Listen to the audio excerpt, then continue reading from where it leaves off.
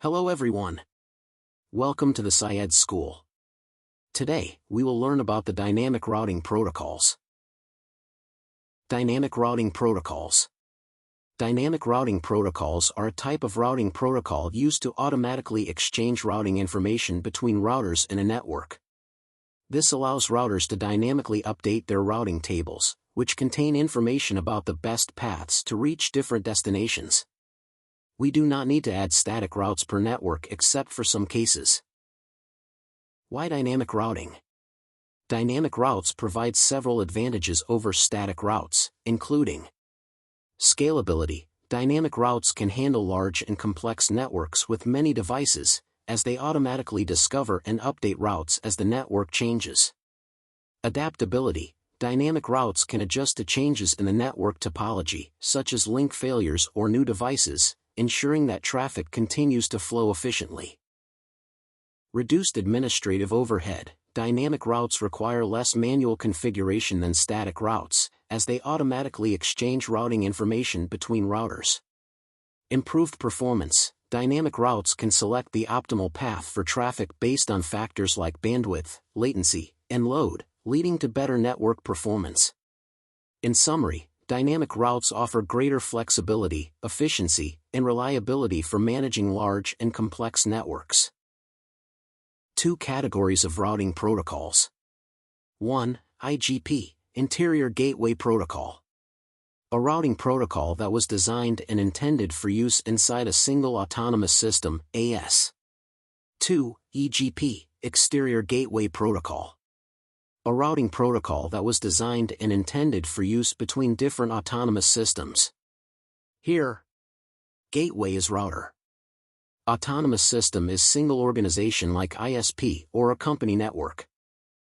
Types of IGP and EGP. Types of IGP. Routing Information Protocol, RIP.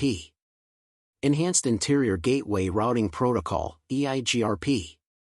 Open Shortest Path First, OSPF. Intermediate System to Intermediate System, ISIS. Organizations use EIGRP and OSPF mostly. Types of EGP.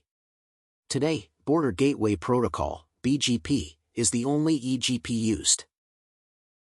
What is the algorithm that IGP follows? IGP follows various algorithms to create routing tables dynamically like distance vector, sometimes called Bellman-Ford after its creators, RIP use it. Advanced distance vector, sometimes called balanced hybrid, EIGRP use it. Link state, OSPF use it. What is a metric in routing? A metric is a value that represents the cost or preference associated with a particular route. It's used by routing protocols to determine the best path for data packets to travel between networks. Different protocols use different metrics. RIPv2, use hop count.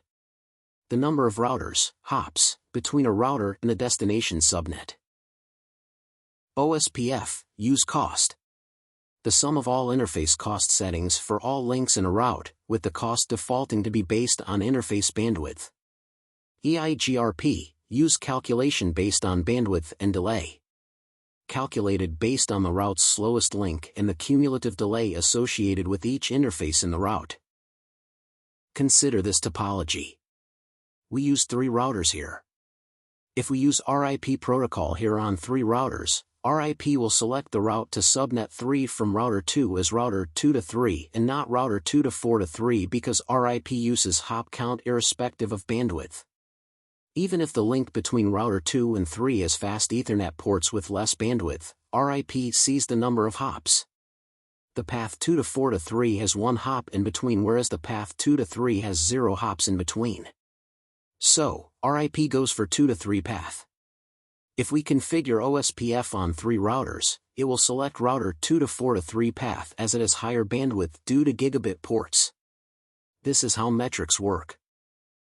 What is administrative distance? Administrative distance is a measure of the trustworthiness of a routing protocol. It helps routers decide which route to use when there are multiple paths to the same destination. Administrative distance comes into picture if you use multiple protocols on a single router like OSPF and EIGRP.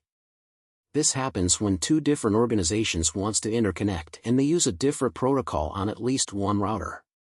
In this case, we need to configure multiple protocols on our routers leading to multiple routes by multiple protocols for one destination.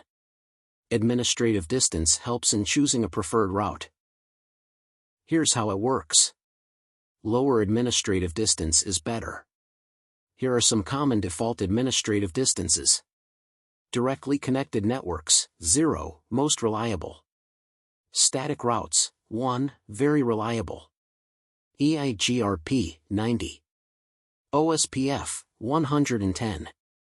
RIP, 120. We can change administrative distance value if needed.